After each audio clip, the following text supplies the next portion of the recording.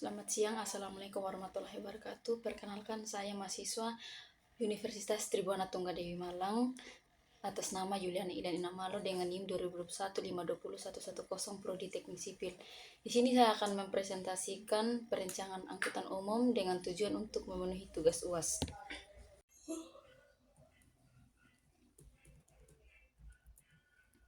Sejarah angkutan umum. Angkutan umum berdasarkan sifat operasinya dapat dibagi menjadi 3 jenis.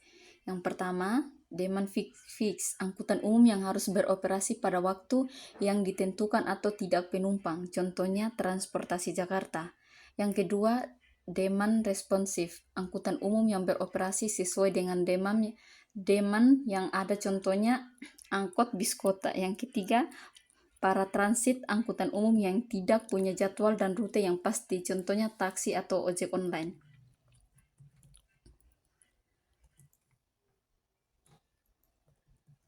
Hubungan sistem kota dengan angkutan umum. Yang pertama, bertujuan untuk memberikan gambaran tentang angkutan massal dan kebutuhannya, serta operasional untuk dapat dikelola dan direncanakan. Yang kedua, angkutan umum merupakan suatu kebutuhan untuk dapat menghidupkan kota tersebut. Sistem jaringan angkutan umum. Jaringan terdiri dari rute, terminal, dan stopan.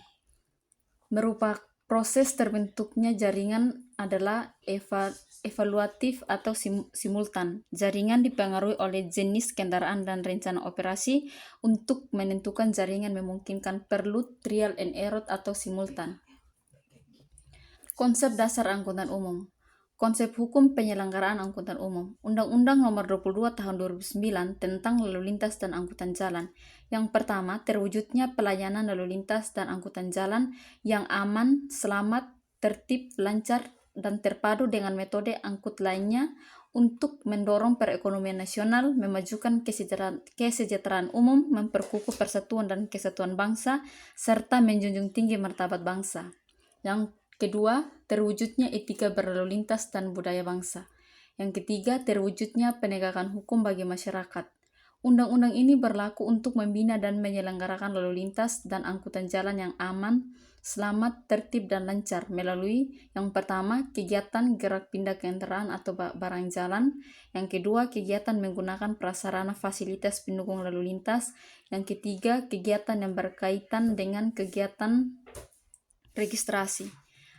Pasal 5 ayat 1 dan 2, negara bertanggung jawab atas lalu lintas dan angkutan jalan dan pembinaannya dilaksanakan oleh pemerintah. Pembinaan lalu lintas dan angkutan jalan meliputi perencanaan, pengaturan, pengendalian, dan pengawasan. Pasal 138 ayat 1, pemerintah bertanggung jawab atas penyelenggaraan angkutan umum. Pasal 139 ayat 4, penyediaan jasa angkutan umum dilaksanakan oleh badan usaha milik daerah atau badan hukum sesuai dengan ketentuan perundang-undangan. Parameter dan pelayanan angkutan umum.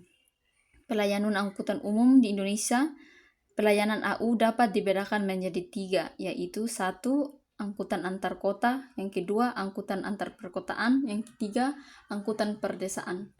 Standar pelayanan minimum angkutan umum adalah ketentuan tentang jenis dan mutu pelayanan dasar dan merupakan urusan wajib daerah yang berhak diperoleh setiap warga secara minimal. SMP disusun sebagai alat pemerintah dan pemerintahan daerah untuk menjamin akses dan mutu pelayanan dasar kepada masyarakat secara merata dalam rangka penyelenggaraan urusan wajib. Karakteristik angkutan umum. Konsep dasar kinerja angkutan umum yaitu terdiri dari efektivitas, penilaian terhadap hasil suatu sistem pelayanan. Ukuran efektivitas digunakan untuk membandingkan hasil akhir dan dampak pelayanan terhadap objektif yang telah ditetapkan. Efisien, ukuran efisien digunakan untuk mengevaluasi suatu sistem dengan cara membandingkan hasil usaha yang dilakukan memperoleh hasil tersebut.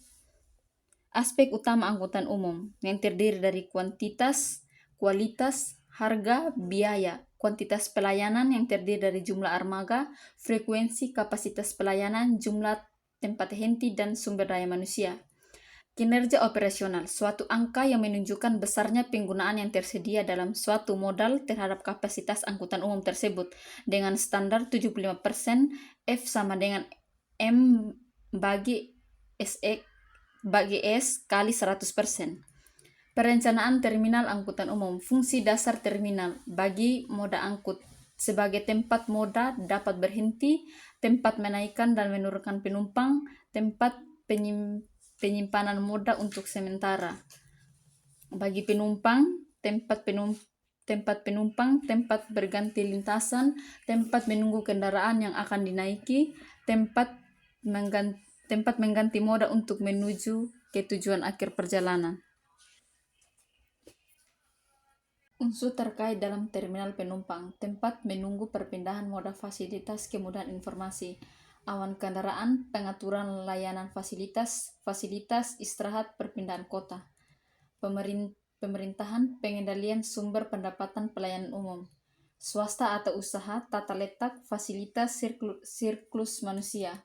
Lokasi terminal penumpang, mengingat fungsi dan fasilitas harus tersedia menyatu dengan terminal, maka tuntutan luas lahan bagi sebuah terminal adalah konsekuensi logis dari fungsi. Bandara pada umumnya dibangun jauh dari luar pusat ke kota, bahkan bandara internasional yang sudah ada di tengah kota dianggap tidak layak lagi, dan dibangunlah bandara baru di luar kota. Lokasi penumpang yaitu terdiri dari rencana umum tata ruangan, kepadatan lalu lintas, keterpaduan moda angkutan, kondisi topografi lokasi terminal, kelestarian lingkungan. Fungsi pelayanan terminal. Terminal utama melayani angkutan utama, angkutan pengumpulan penyebaran antara pusat kegiatan nasional dari kegiatan wilayah pusat nasional. Terminal pengumpan melayani angkutan pengumpulan penyebaran antara pusat kegiatan pusat lokal ke pusat daerah. Terminal lokal melayani penyebaran antar pusat ke lokal. Mungkin sekian dari presentasi saya ucapkan terima kasih.